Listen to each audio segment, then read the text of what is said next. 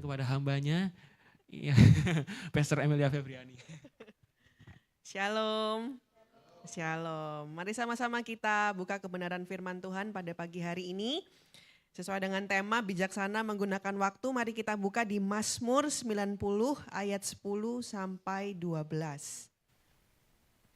Mazmur 90 ayat 10 sampai 12. Ya, kita baca bersama-sama. Yang sudah ketemu boleh katakan amin. Amin. Kita baca dari ayat 10 ya, Bapak Ibu Saudara. 3, 2, 1. Masa hidup kami 70 tahun dan jika kami kuat 80 tahun.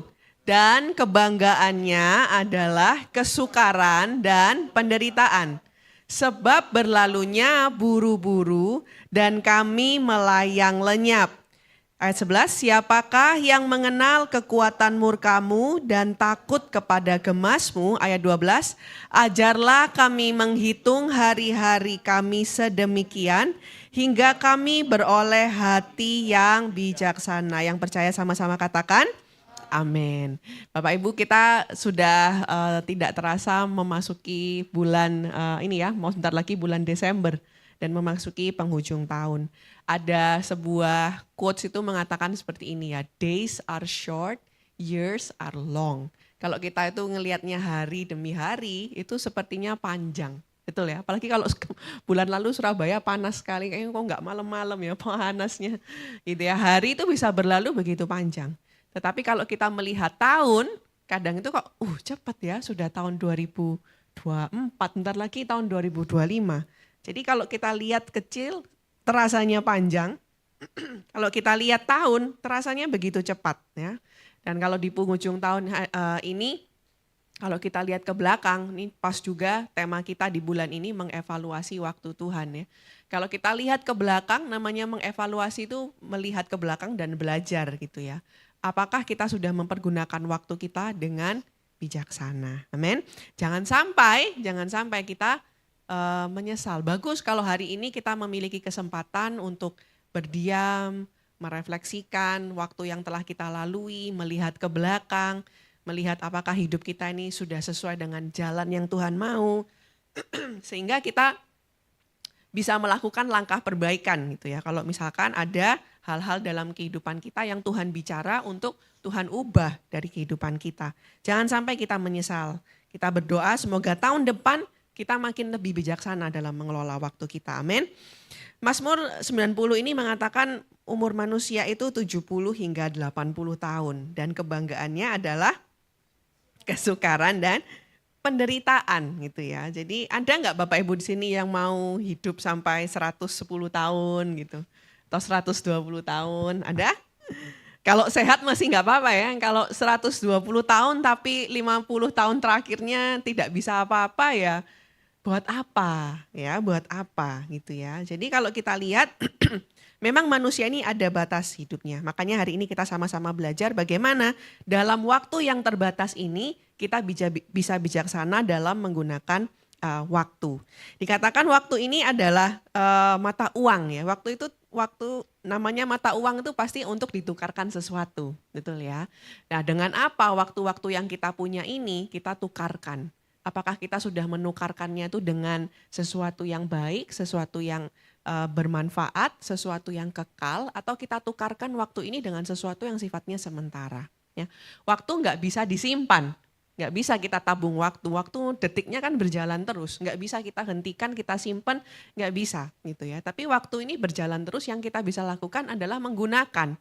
Nah namanya waktu menggunakan artinya mata uang ini kan keluar terus. Kita tukar sama apa nih mata uangnya? Kita tukar untuk sesuatu yang bermanfaat enggak, atau kita selama ini enggak sadar kalau waktu ini adalah sesuatu yang berharga yang terus berjalan, seperti mata uang kita habiskan terus begitu ya. Bapak Ibu, kalau saya itu pergi traveling, saya suka traveling, Ayah juga suka traveling ya. Kalau traveling itu kita kalau pergi ke sebuah tempat yang baru ya terutama, kepinginnya waktu nyampe berapa hari kita punya waktu, liburannya 5 hari, itu kan pengen memanfaatkan semaksimal mungkin gitu ya. 5 hari ini tuh ngapain aja. Gak mungkin datang tidur di hotel, nanti keluar makan siang, balik hotel lagi gitu ya. Kalau gitu nggak jalan-jalan ya, di rumah aja. Kita waktu traveling pengen memanfaatkan semaksimal mungkin karena kita tahu waktu kita di negara tersebut terbatas gitu ya. Jadi kita memanfaatkan, wah apa ya yang terkenal di tempat ini, wah tourism spot apa ya, wah ada pertunjukan apa, ada makanan apa, wah kita pengen manfaatkan. Nanti waktu kita kembali, wah kita sudah sudah mengalami atau sudah merasakan yang terbaik dari waktu yang kita punya di tempat tersebut. Sama seperti itu tempat kita, waktu kita di dunia ini terbatas, bagaimana kita bisa memaksimalkan waktu yang kita miliki di dunia ini. Di poin yang pertama dikatakan bahwa sadar bahwa hidup kita ini, apa Bapak Ibu? Terbatas ya, sadar bahwa hidup kita ini terbatas. Oleh karena itu, kenapa unik ya firman Tuhan tuh katakan yang bijaksana adalah yang bisa menghitung hari.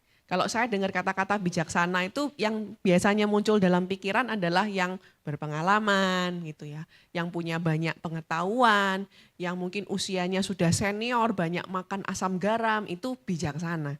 Tapi kata firman Tuhan bijaksana tuh ukurannya bukan itu. Bijaksana ukurannya adalah dia tahu menghitung hari-hari. Dia tahu bagaimana melakukan atau memanfaatkan waktu-waktu yang ada. Dan bagaimana dikatakan bijaksana? Bijaksana itu bijaksana dalam mengatur prioritas. Amin. Bagaimana kita bisa bijaksana dalam mengatur prioritas? Nah Bapak Ibu tiap waktu itu gini ya, pertama kita harus punya pandangan bahwa dalam segala kehidupan kita, dalam segala aspek kehidupan kita, Tuhan itu menjadi pusat. Amin. Jadi prioritas itu tidak membeda-bedakan. Kadang kan ada yang prioritas nomor 1 Tuhan, nomor 2 keluarga gitu. Dalam segala apa yang kita lakukan, Tuhan itu menjadi pusat. Ya. Dalam berkeluarga pun Tuhan yang menjadi pusat, dalam melayani Tuhan yang menjadi pusat, dalam bekerja Tuhan yang menjadi pusat gitu ya. Bagaimana kita bisa mengatur menjadi bijaksana, yaitu atur prioritas dengan tepat. Bagaimana mengatur prioritas dengan tepat? Aturlah hal-hal yang penting dulu Bapak Ibu ya. Kalau kita mau punya waktu terbatas tuh kan kita atur yang penting dulu, yang masuk itu yang penting-penting dulu. Nah apa yang penting dalam kehidupan itu? Yang penting yang dalam kehidupan itu adalah yang sifatnya kekekalan. Ya, jangan sampai kita menghabiskan waktu kita untuk sesuatu yang sifatnya hanya sementara. Contohnya waktu dihabiskan mati-matian untuk bekerja. Bapak Ibu kita bekerja itu 8 jam sehari ya. 8 jam sehari kali 5 hari dalam 1 minggu. 40 jam kita kerja setiap minggunya. Dalam 1 tahun tuh kalau dihitung-hitung kehidupan kita ini kira-kira 30%-nya itu habis untuk bekerja. Jadi kalau saya usia 30 tahun, 10 tahun itu dihabiskan untuk bekerja. Itu 10 tahunnya lagi tidur ya. 10 tahunnya lagi yaitu untuk ke gereja, berkomunitas, jalan, makan itu. Kalau kita lihat tuh seperti itu ya. Banyak waktu kita habiskan untuk bekerja. Bahkan ada orang-orang yang bekerjanya itu pulang kerja masih kerja lagi gitu. Liburan masih kerja, pokoknya kerja terus pada akhirnya yang dikumpulkan itu gitu ya. Tadi kan waktu adalah mata uang gitu ya. Seringkali nih bapak-bapak, oh saya kerjakan untuk keluarga gitu. Waktunya ditukarkan untuk pekerjaan, ditukarkan untuk uang gitu ya. Padahal sebenarnya uang itu untuk keluarga. Jadi salah gini, nukar waktunya ini salah. Ditukarkannya bukan untuk keluarga, ditukarkannya untuk uang. Tapi alasannya uang ini untuk keluarga. Waktu uangnya sudah banyak, keluarganya sudah gak dekat lagi sama kita. Waktunya sudah terlambat. Bapak Ibu di sini yang punya anak, anaknya sudah dewasa-dewasa, mungkin udah ngeliat gitu ya. Waktu sama anak pun itu juga terbatas gitu. Ada waktu di mana anak-anak tuh mendengarkan perkataan kita, waktu kecil anak-anak tuh nyariin gitu ya, mama kemana nggak pulang-pulang gitu. Teman saya ada yang kalau tiap jam 4 belum pulang ditelepon sama anaknya, mama kok belum pulang, nah, ini baru jam 4, dicari terus gitu ya. Nanti kalau udah masuk remaja, mamanya yang nyari, kamu di mana kok nggak pulang-pulang ya, kebalik tuh gitu ya, gantian dicariin gitu. Sama waktu itu berputar gitu loh, dan waktu yang kita miliki itu semua terbatas. Kalau hari-hari ini kita tuh menjadi orang tua, kita juga punya waktu yang terbatas sebagai orang tua. Nah itu yang kita mesti sadari, segala sesuatu dalam kehidupan kita, waktu kita itu terbatas, oleh karena itu atur prioritas yang tepat. Bagaimana mengatur prioritas yang tepat? Masukkan yang penting, apa yang berorientasi pada kekekalan. Kalau hari-hari ini kita juga mesti tahu nih, apa yang menjadi musim kehidupan kita. Kalau hari-hari ini nih, Pastor Vivi, Pastor Ishak menjadi orang tua, anak Sharon umurnya 2 tahun gitu. 2 tahun itu ada masanya, jadi harus menjadi orang tua yang tahu musimnya, ini musim 5 tahun pertama, golden age-nya anak-anak ini saya harus ngapain? Harus hadir bagi keluarga, harus menjadi contoh, mengajarkan, mengasih kasih sayang. Nanti menjadi orang tua anak remaja, seasonnya berbeda lagi gitu ya. Sudah diajak berpikir, diajak berbicara sebagai teman dan sebagainya. Ada seasonnya gitu. Setiap kehidupan kita tuh ada musim-musimnya. Dan supaya kita tahu prioritas itu juga nanti akhirnya sesuai dengan musim-musim yang kita jalani, yang kita hadapi. Kalau waktu masih single, punya banyak waktu untuk dicurahkan dalam pelayanan ya. Begitu sudah menikah lain cerita lagi, pusatnya atau prioritasnya adalah keluarga.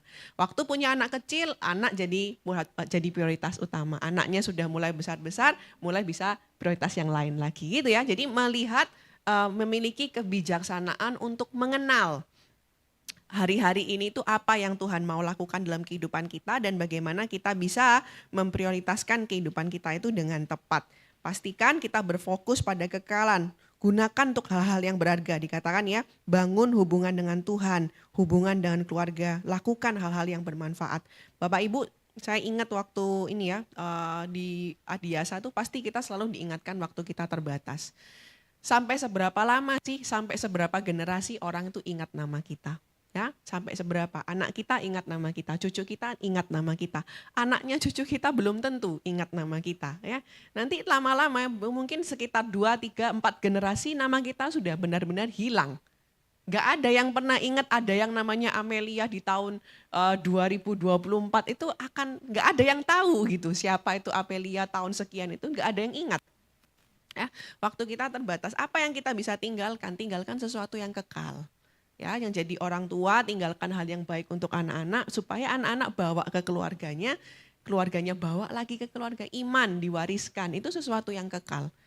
Warisan yang melebihi panjangnya usia kehidupan kita, gitu ya. Jadi jangan berfokus pada sesuatu yang fana, sesuatu yang kita sesali nanti pada akhirnya waktu kita kembali ke Tuhan nggak kita bawa ya.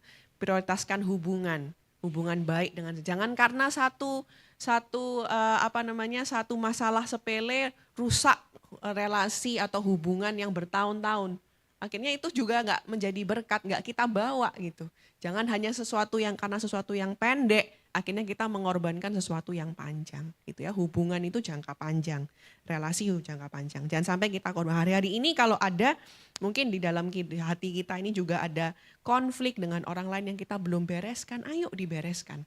Jangan sampai konflik yang sederhana dalam waktu yang sementara ini akhirnya kita bawa gitu. Akhirnya membuat kita nggak bisa fokus sama Tuhan. Fokus pada hal yang kekekalan. Perbaiki hubungan, rekonsiliasi, hubungan yang baik itu jadi berkat. Yang akan terus dibawa oleh setiap orang dan bahkan anak-anak cucu kita. Gitu ya. Jadi itu yang pertama.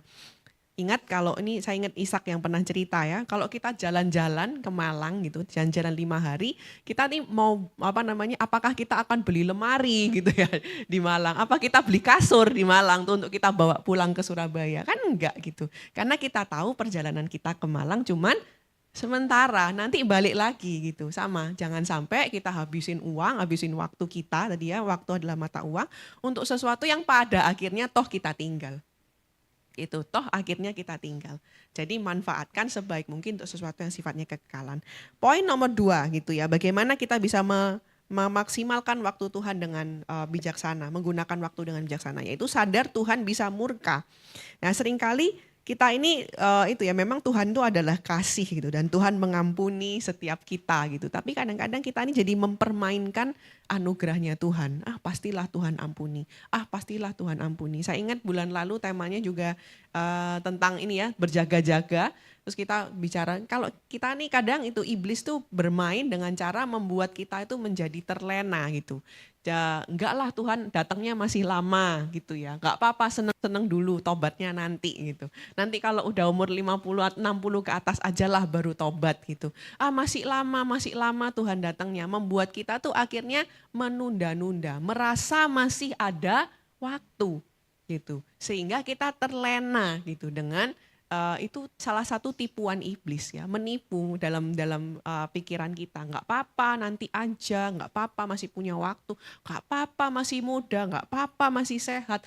nikmati dulu aja hidup. Nah, akhirnya apa? Terlena gitu ya. Nggak sadar bahwa segala sesuatu yang kita lakukan ada konsekuensinya. Dan Tuhan bisa murka gitu. Tuhan selama ini masih tunggu kita semua bertobat. Makanya Kenan temui Tuhan selama ia masih berkenan untuk ditemui. Jangan mempermainkan kasih Tuhan. Jangan mempermainkan anugerah Tuhan. Kebebasan yang Tuhan berikan kepada kita bukan untuk dipergunakan, bukan untuk digunakan untuk mencobai Tuhan gitu ya.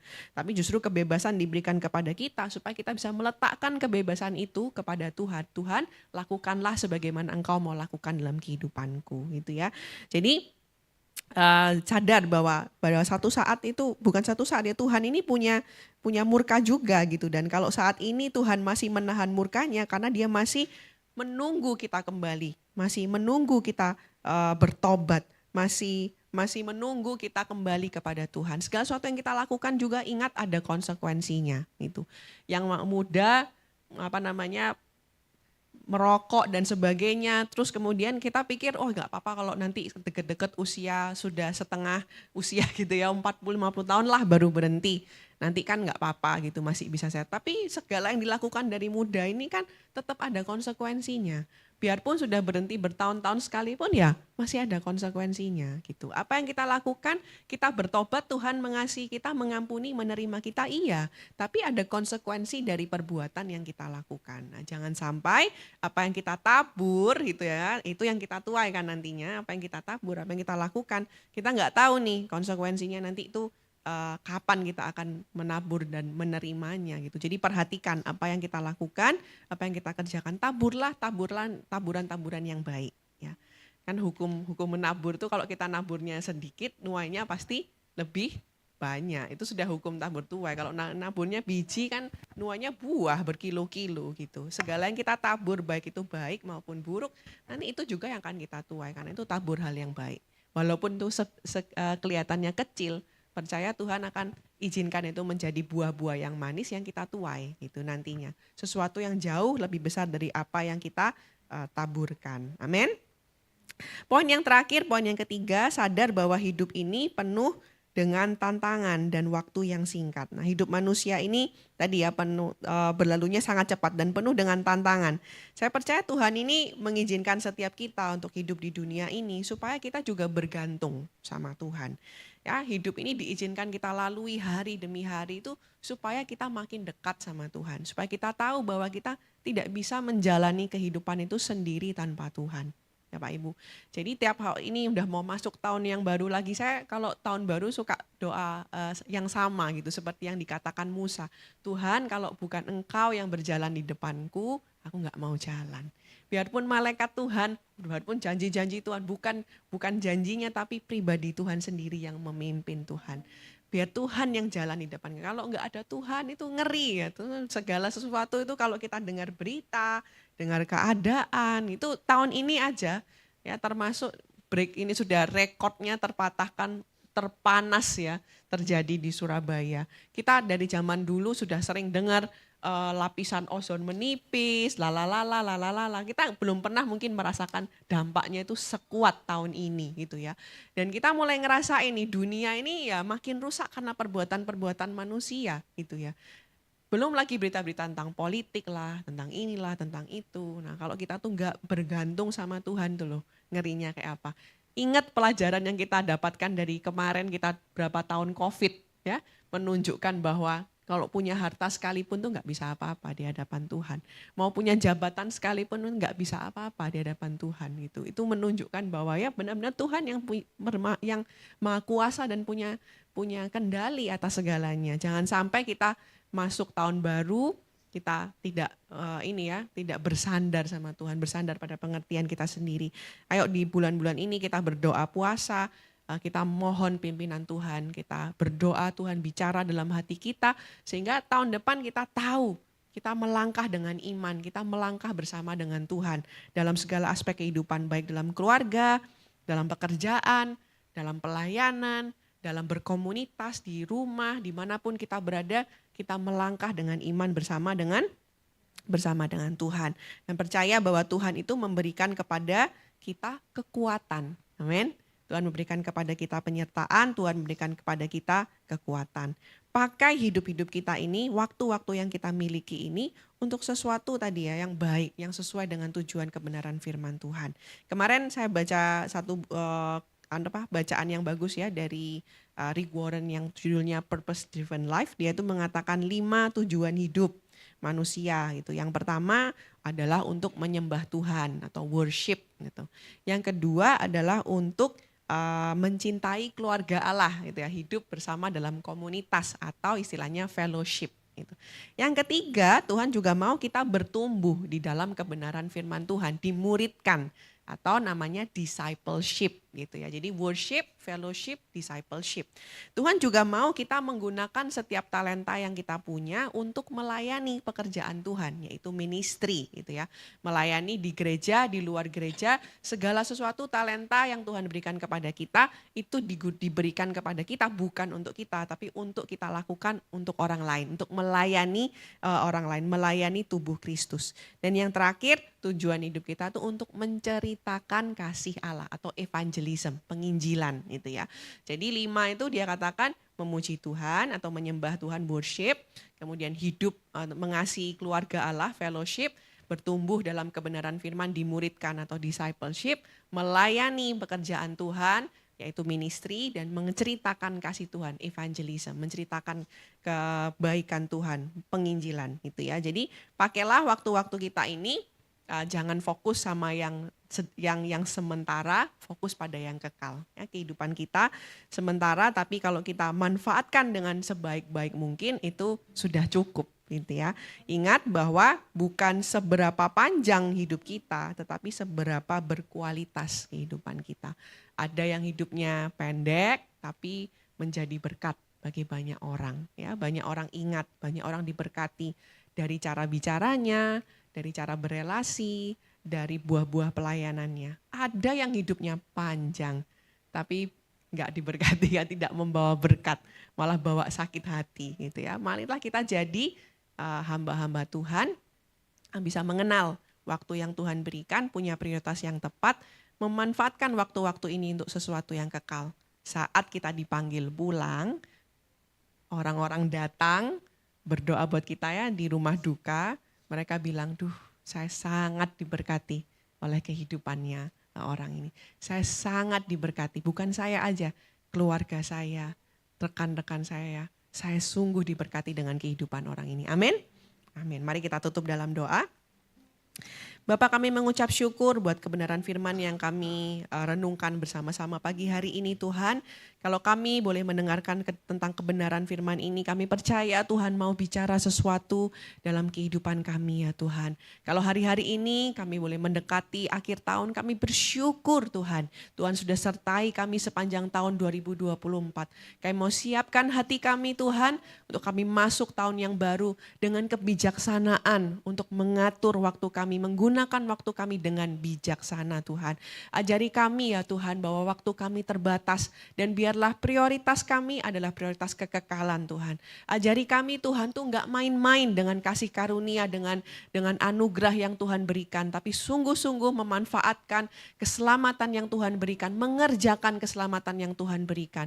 Dan Tuhan ingatkan kami bahwa dalam setiap langkah kehidupan kami, walaupun penuh dengan tantangan Tuhan, Tuhan selalu beserta kami. Setiap tantangan, setiap masalah yang Tuhan boleh izinkan terjadi, hanya akan membawa kami lebih dekat, hanya akan membawa kami semakin seperti Tuhan. Terima kasih Tuhan Yesus, terima kasih Bapa. Biar Roh Kudus yang terus bicara dalam hati setiap kami, mengingatkan kami, menegur kami Tuhan dalam setiap langkah kehidupan kami. Terima kasih Tuhan, mari jemaat Tuhan yang diberkati, sama-sama kita mau katakan, amin.